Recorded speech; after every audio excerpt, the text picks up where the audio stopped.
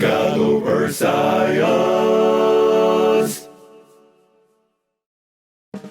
안녕하십니까. 경인고등학교 2학년 지구과학 시간입니다. 지난 시간에는 우리가 지구 기후변화에 영향을 미치는 외적 요인에 대해서 알아봤는데요. 그 다음 이제 내적 요인에 대해서 알아보다가 마치게 되었습니다. 네, 먼저 A, B반 친구들한테 양해를 좀 부탁드리는데요. B반 같은 경우에 지난 시간에 화산에 대한 설명을 조금 다 못해가지고 이 화산에 대한 설명부터 들어가도록 할게요. A반 친구들은 이미 들은 내용이지만 한 번 더 들어주시면 감사하겠습니다.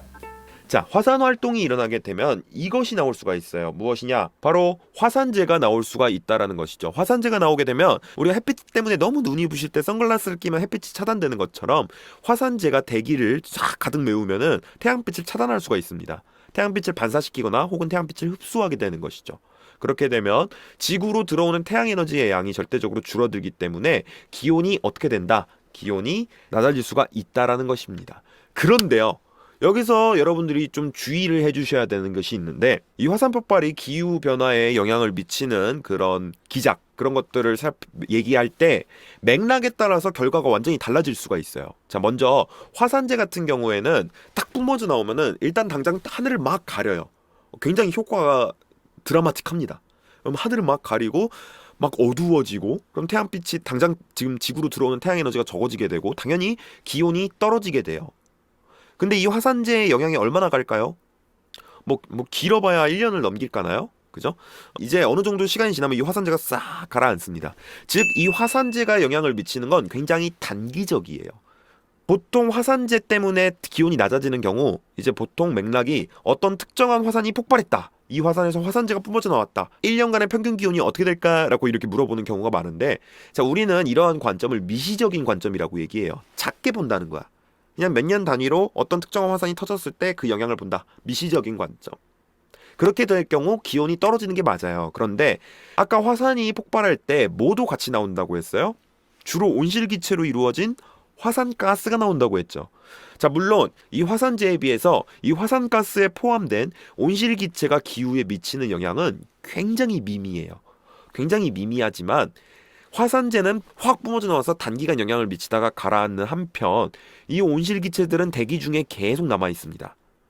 자, 그러면은 어떤 긴 기간, 예를 들어 수백 년, 아니면 수천 년, 아니면 수만 년, 이 긴 기간 동안 화산이 여러 개가 막 폭발을 했어. 즉, 화산 폭발의 빈도 자체가 늘었어요. 이 많은 화산들에서 뿜어져 나온 온실가스들이 계속 대기에 들어차겠죠.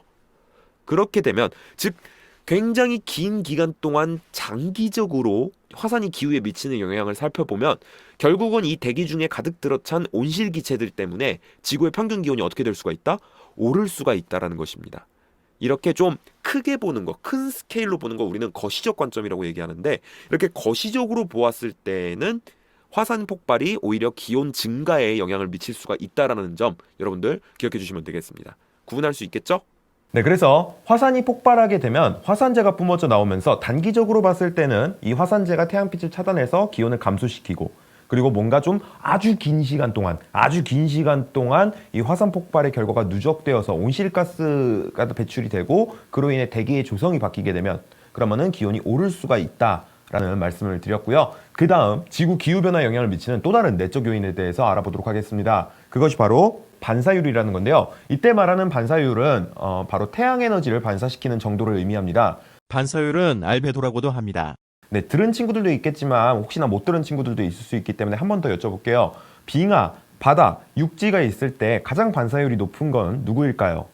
그렇죠. 바로 빙하입니다. 빙하 같은 경우에 하얀색이죠. 하얀색은 빛을 잘 반사시키는 성질이 있기 때문에 이 빙하 또한 태양의 에너지를 굉장히 잘 반사시키는 그런 성질이 있습니다. 그 다음은요, 바로 육지. 그 다음 바다 순으로 반사율이 높은데요. 왜 육지가 바다보다 반사율이 높은가요? 라고 물어볼 수가 있을 거예요. 자, 바다 같은 경우에는 물로 이루어져 있고 물은 빛을 투과시키기도 하죠. 태양빛의 상당 부분이 이 물을 투과를 해서 밑으로 들어가기 때문에 반사율 자체는 굉장히 좀 떨어지는 편입니다. 그래서 빙하, 육지, 바다 순으로 반사율이 높다는 사실을 알 수가 있는데, 여기서 우리가 주의해야 될 게 이 지구과학이라는 과목이 이 물리와 화학과는 다르게 굉장히 규모가 큰 그런 현상들을 일반화하여서 설명을 하고 있단 말이에요. 그러다 보니까 예외적인 상황이 너무나 많아요. 그러다 보니까 이 지구과학 자체가 이제 공부를 할 때 A는 B다라고 배웠으면 A는 반드시 B구나라고 생각을 하기보다는 A는 대체적으로 B하는 그런 경향이 있구나. A는 대체적으로 B인 그런 경향이 있구나 정도로 생각을 해주셔야 되는데요. 얘네도 마찬가지로 지금은 단순히 바다, 육지, 빙하로 나누었지만 육지 같은 경우에도 머리가 풍성한 사람이 있고 대머리인 사람이 있으면 대머리인 사람이 빛을 잘 반사시키겠죠. 그것처럼 이 사막이 울창한 숲보다 빛을 잘 반사시키는 성질이 있어요. 그 때문에 같은 육지라도 숲과 사막 사이에는 반사율에 굉장한 차이가 있고요.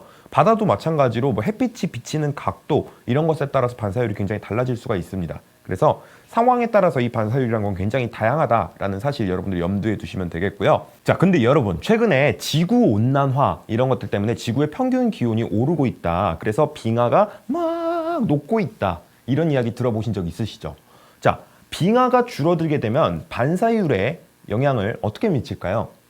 반사를 잘 시키던 애들이 줄어들었으니까 반사율이 어떻게 되겠어요? 그렇죠. 감소하겠죠. 그래서 빙하가 감소하면 반사율이 감소하게 되는데 반사의 반대말이 뭘까요?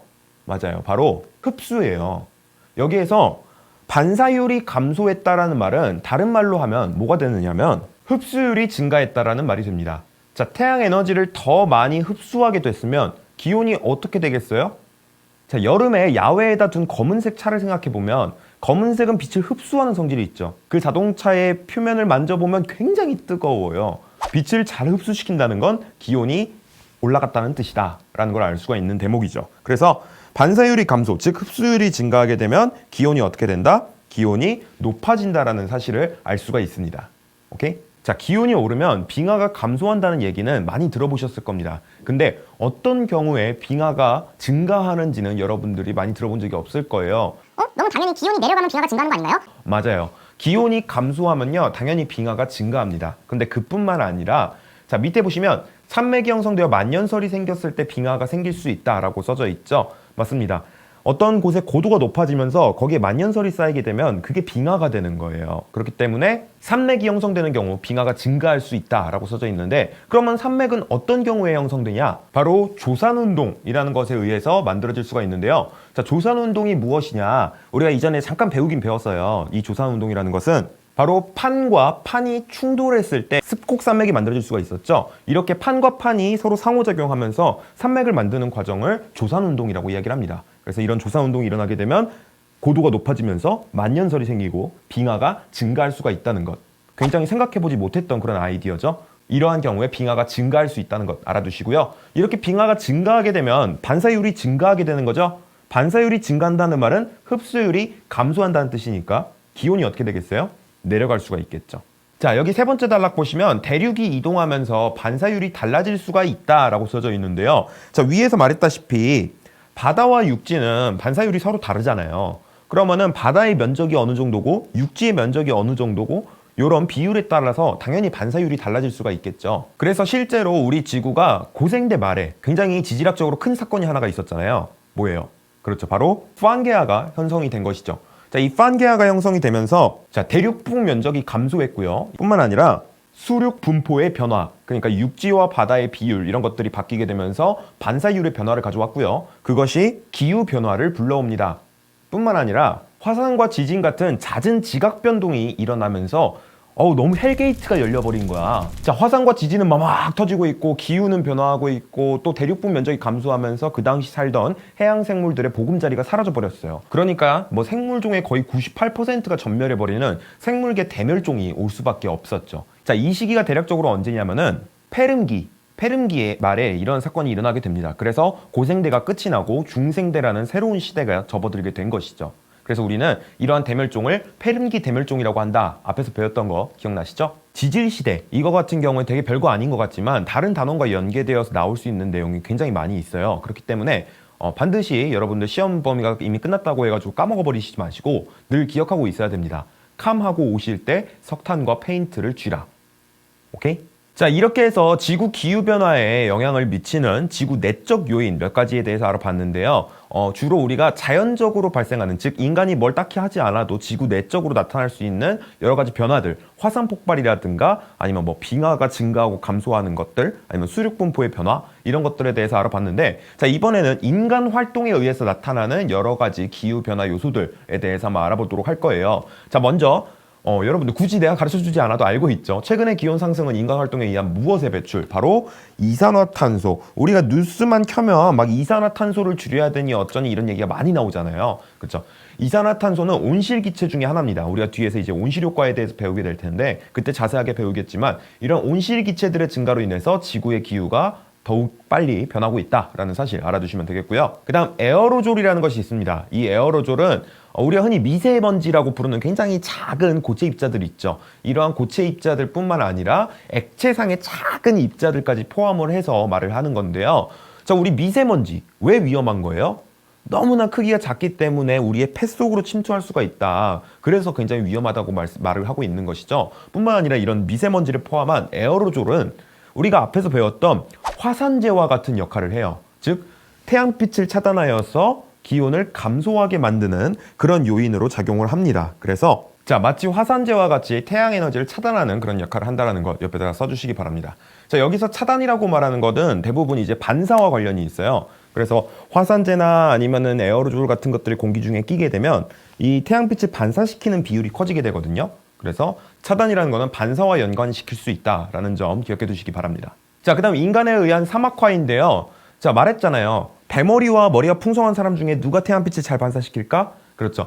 대머리가 아무래도 태양빛을 잘 반사시키겠죠. 사람들이 숲에서 나무를 막 베어버리면 그 지역이 이제 황폐화되면서 사막이 돼버릴 수가 있어.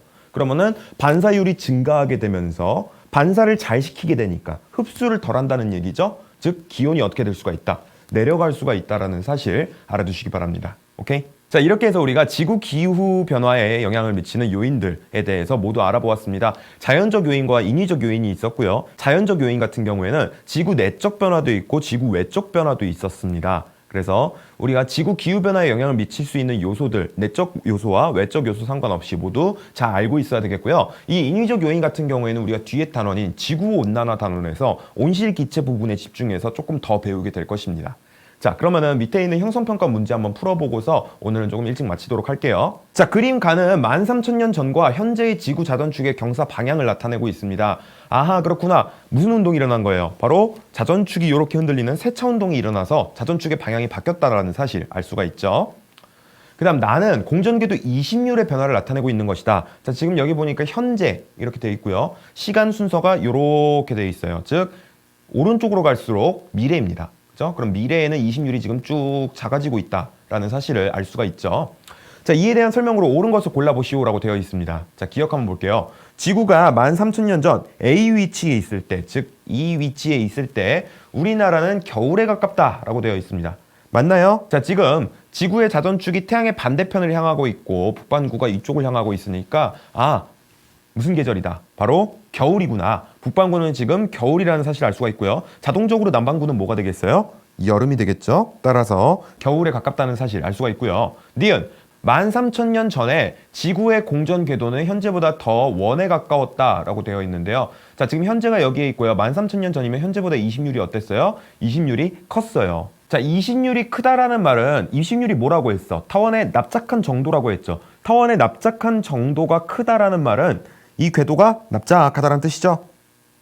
따라서 더 원에 가까웠다라는 말은 틀리게 되겠네요.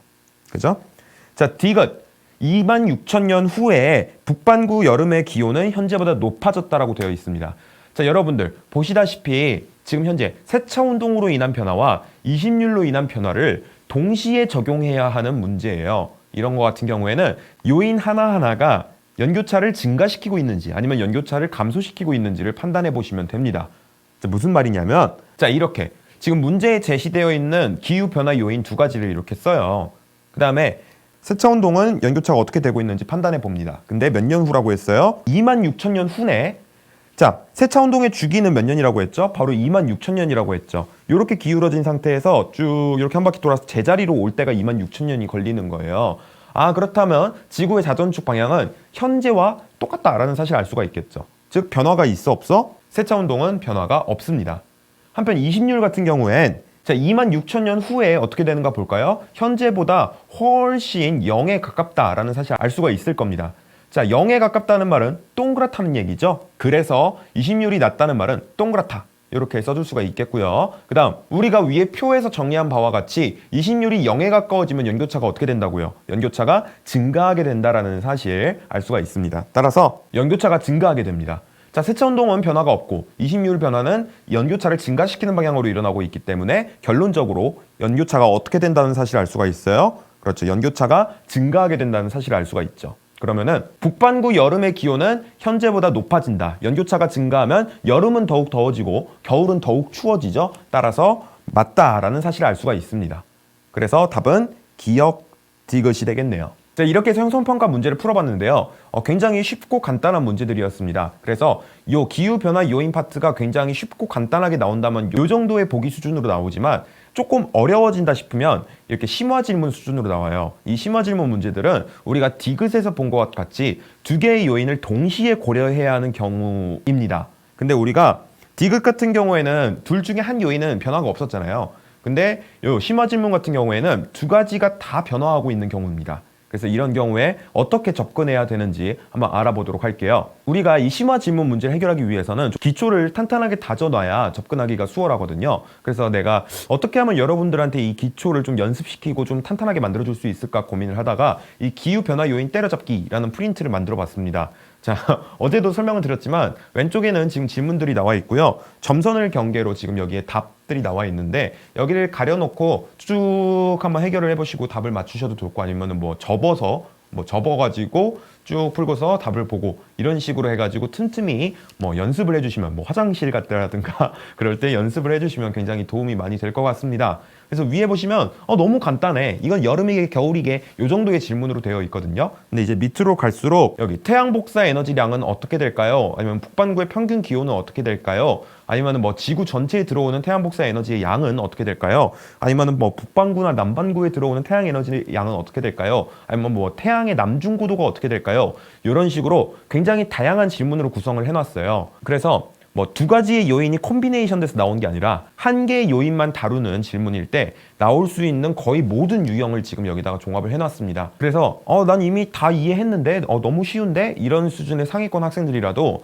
한 번씩 꼭 볼 그런 가치가 있거든요. 그래서 한 번씩 쭉 해결해 보시고 뒤에 3, 4페이지 보시면 해설도 써져 있어요. 그래서 이 해설도 여러분들이 생각한 그 사고의 과정과 일치하는지 한번 점검해보는 의미에서 한 번씩 꼭 읽어보시는 것을 추천을 드립니다. 알겠죠? 그래서 심화 문제 질문 일단은 들어보시는데 이해가 너무 어렵다 싶으시면은 바로 이 기후변화 요인 때려잡기 이 프린트를 한번 쭉 정독을 하시고 그리고 다시 한번 도전해 보시기를 추천을 드립니다. 오케이? 자, 그래서 심화 질문 2번 한번 해결해 보도록 할게요. 자, 13,000년 후에 남반구의 연교차는 현재보다 커질까 작아질까라고 되어 있어요. 자, 먼저 13,000년 후고요. 남반구입니다. 자, 먼저 요인이 두 개가 다 영향을 미치는 거니까 요인 두 개를 한번 써볼게요. 자, 13,000년 후에 남반구니까 세차운동은 현재랑 자전축의 방향이 반대가 되겠죠. 따라서 우리가 위에서 배운 대로라면 북반구는 연교차가 증가하게 될 것이고요. 남반구 같은 경우에는 북반구와 경향이 반대이기 때문에 연교차가 감소하게 될 것입니다. 따라서 남반구는 지금 연교차가 감소하고 있구나 라는 거 알 수가 있고요. 그럼 이심률 변화 한번 볼게요. 자, 이심률 그래프 살펴보시면 자, 현재가 여기 있고요. 13,000년 후에는 현재보다 이심률이 작아진다는 사실을 알 수가 있습니다. 그러면은 이심률이 지금 작아지고 있고 자, 이심률이 작아지고 있고 이심률이 작아지면 동그래진다는 뜻이죠. 자, 여기에서 이제 그림을 그려보셔도 되지만 우리가 위에서 배운 대로라면 자, 북반구 기준으로 이심률이 0에 가까워지면 이심률이 감소하면 연교차가 증가하게 되죠. 그럼 북반구는 연교차가 증가한다는 사실을 알 수가 있습니다. 자, 남반구는 그럼 어떨까요? 자, 우리가 위에서 배운 대로 궤도의 이심률 변화 또한 북반구와 남반구의 경향이 반대로 나타나죠. 그렇기 때문에 남반구 또한 연교차가 감소한다라는 사실을 알 수가 있습니다. 그렇게 되면 세차운동에 의해서도 이심률 변화에 의해서도 모두 남반구의 연교차는 감소하고 있기 때문에 13,000년 후에 남반구의 연교차는 작아진다는 사실을 알 수가 있죠. 자, 이렇게 두 개의 요인을 동시에 생각하는 경우에 문제가 나오게 되면 중상 난이도 정도 되면은 이렇게 두 개의 요인이 서로 같은 방향으로 연교차의 변화를 가져오게끔 문제를 만들어요. 근데 우리가 심화 질문 1번 문제를 풀어보시면 알겠지만 이 두 개의 요인이 가져오는 연교차 변화 양상이 서로 반대입니다. 그럼 이런 경우에는 어떻게 해야 되냐? 그림을 그려봐야 돼요. 그래서 일단은 오늘은 여러분들 요 1번 문제 스스로 한번 풀어보시길 바라고요. 제가 내일 온라인 수업에서 이 1번 문제 풀이법을 한번 보여드리도록 하겠습니다. 그래서 한번 충분히 스스로 생각을 해보시고요. 너무 어려운데 싶으시면 기후변화 때려잡기 한번 다시 돌려보시고 다시 한번 도전해보시고 너무 어려운데 다시 한번 기후변화 때려잡기 보시고 1번 문제 풀어보시고 이 과정 한번 반복해보시면은 스스로 분명히 해결할 수 있을 거라고 믿습니다. 그림을 그려보세요. 알겠죠? 그래서 오늘 수업은 여기까지 하도록 하고요. 저는 내일 다시 또 뵙도록 하겠습니다. 수고 많으셨습니다, 여러분. 안녕.